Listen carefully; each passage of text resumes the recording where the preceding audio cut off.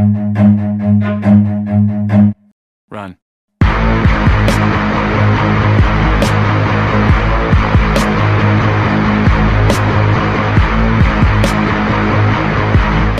Well, hi everybody, and welcome from Melbourne, Australia. Yes, after being in London for ICE and then over to Paris for a few days, I then jumped on a plane, flew to Hong Kong, and straight then on to Melbourne.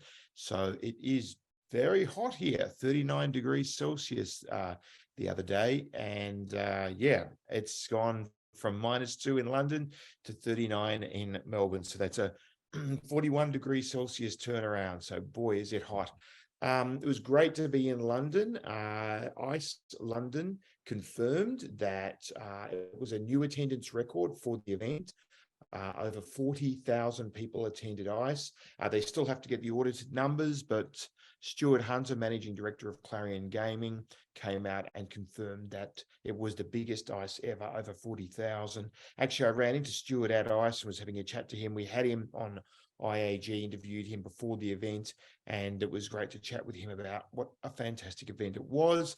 And of course, the whole IAG team, in fact, an even bigger team, will be heading to ICE 2024 from the 6th to the 8th of February. All right, let's move on to Macau now. Wynn Macau announced that they're going to fast track their new concession capex spend of $2.2 billion US. They're not going to try and slowly eke it out. They're going to try and spend it as quickly as possible to try and get some return as quickly as possible, which kind of makes sense. So that's good news for Macau.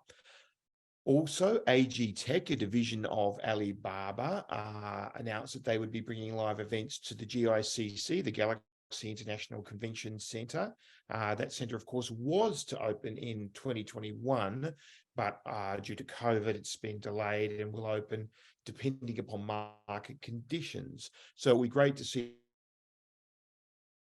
the AGTech helping to bring programming content to Macau, and that will be all sorts of things from concerts, live shows, theatrical productions, and so forth. So that's great for Macau. Staying MGTO, the Macau Government Tourism Organisation, or office, I should say, announced that Macau has been averaging over 50,000 visitors daily since Chinese New Year. So this is great, much more than the absolute biggest we had during the COVID times, which was around sort of 35,000, but not on par with the 108,000 average per day we had back in 2019. Excuse me. But having said that, about less tourists, so that has meant that the mass market is almost back to 100%, maybe let's say between 70 and 100% of what it was in 2019, which was a 20 billion market. It was roughly 20 billion for mass and 16.5 billion for VIP, making up the 36.5 billion US dollars GGR in 2019. So I think that we're currently tracking at a run rate of, well, nearly that 20 billion, I think, perhaps a little less, perhaps 16, 17, 18 billion, something like that. Macau GGR tipped by JP Morgan to be 9.5 billion in February. This follows the 11.5 billion MOP, I'm talking, of course, we had in January. Divide those numbers by 8 for US dollars. So February, of course, a shorter month than January. January enjoyed Chinese New Year. But January also had the COVID restrictions in place for the first 7 days. Now, a little bit of analysis here. In my Macau Has Fallen cover story, which was published on the 28th of July, the cover story for the August issue of IAG, which created quite a bit of controversy, or if you're American, controversy. Well, other way around, actually. Yeah, the American is controversy. In that article, I said there were two Macau killers. The first was COVID zero, and the second was China's posture towards Macau. Now, COVID zero is gone, completely gone. But China's posture towards Macau, what did I mean by that? Well, I meant sort of the removal of essential removal and destruction of the VIP industry, heavy gambler crackdown on making it harder for gamblers to come to Macau, stricter enforcement of the US 50K annual cap for funds out of China for Chinese nationals, and so on. Now, the Macau killer number one, COVID zero, well, that's gone. That's gone. That's not coming back. And in my analysis, now, let me preface this by saying it's too early to call. And I've already said I'm not really going to make a long-term call until the second half of March. I'd like to see a couple of months go by before we can really make some definitive statements. But we could speculate based upon what we're seeing so far. And I noted in the article that Macau could come back to say MOP 8 billion, that's about US 1 billion monthly, if there's no COVID zero, which there isn't now, and there's no other negatives. It's a favorable, all other conditions are favorable. But we still have the China posture issue, let's call it that. Now, we've actually been coming back a little bit better than that, 11.5, maybe 9.5 this month, let's see. But I actually think the COVID killer number two, which I thought would be with us from years to come, and I mentioned in the article, barring an unlikely about face by the PRC, well, maybe there is a little bit of weakening on that. A few things lead me to think that. Now, I'm not going to speculate on that now. I'm going to wait until late March. But one or two things do lead me to believe there's been a bit of a relaxation. There has been a little bit of an unlikely about face, perhaps. Not sure yet. Maybe there is. So maybe that 8 billion can stretch up a little bit higher, 9, 10, 11. Well, that's kind of where we've come to, isn't it? So let's see. So, I mean, there are other factors at play here as well. We've got the issue of the fact that we're still ramping up.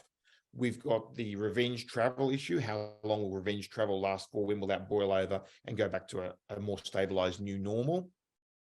And we've also got the infrastructure constraints. They haven't gone away either on a pure pure mass market. If Macau is to be a pure mass market, well, we don't have enough hotel rooms, et cetera, et cetera. I've spoken about this on numerous other occasions. So there's quite a bit of analysis on that. Let's wait and see what happens. It's all very interesting right now in Macau. And let me just finish off with Macau by congratulating Macau IRs on earning 61 5-star awards in the recent Forbes Travel Guide. That's absolutely fantastic.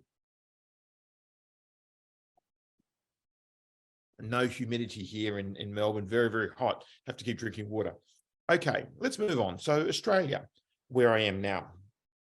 So Star came out and said that they have major regulatory and casino duty hurdles to overcome, and that this could really impinge upon their earning capacity in the future. And they're expecting a non-cash impairment charge in their accounts for their New South Wales business of somewhere between 400 million and 1.6 billion Australian dollars. The large range depending upon whether that casino duty goes up or not, which is still yet to be determined. This has really affected Star's price. I mean, a share price. I mean, their shares were trading at $4.28 on the 8th of October, 2021. Now, why do I pick that date? Well, that was the Friday close before the Sunday media articles in Australia by The Age, the Sydney Morning Herald, and 60 Minutes, with the major allegations of money laundering, organised crime, or dealing with organised crime, fraud, and so forth, much like the allegations they made against Crown. That all broke on the Sunday. So the closing share price before that all broke was $4.28. The closing share price today is $1.49, down 65%. So that's obviously a major fall, and there are at least 3 class actions being mounted by shareholders at the moment against Star in relation to losses because of that.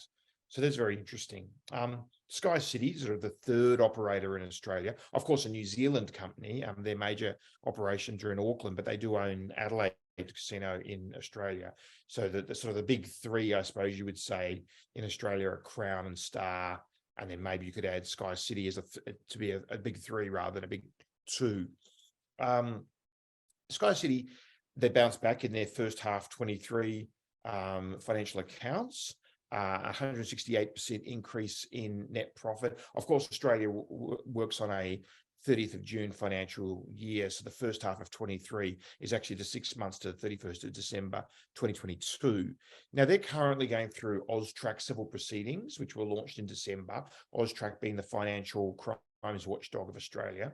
And that has held up the South Australian Independent Suitability Review. There was a suitability review for SkyCity whether they're suitable to hold a license, but that's been paused pending the AUSTRAC investigation. So, or not investigation, civil proceedings. So we've seen Crown play out, we've seen Star play out. I think we're going to see SkyCity play out in Australia as well. So still issues in the Australian industry, but we are working through them. It was great to see Singapore completely move out of the COVID era and last week drop all their remaining restrictions and rules. So there is now no mask mandate whatsoever.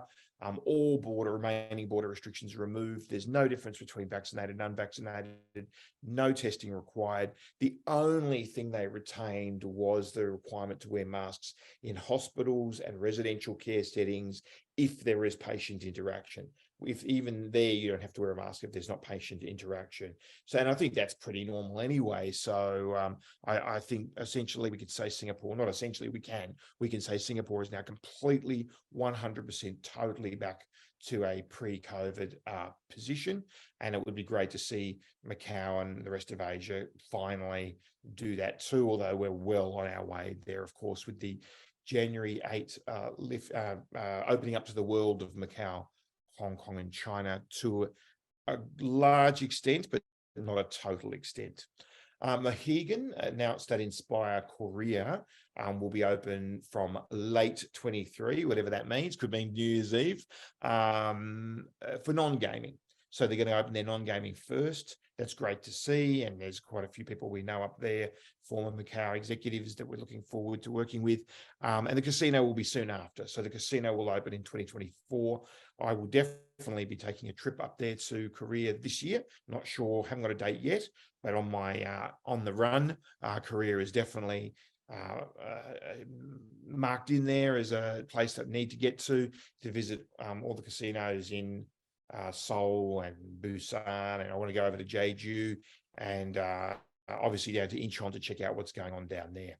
So I'll be in Sydney most likely this week. This week we're in now. This article or this video will be published on Monday, and then after a little bit more traveling around Australia to Southeast Asia, so Singapore, KL, Cambodia, and of course the Philippines.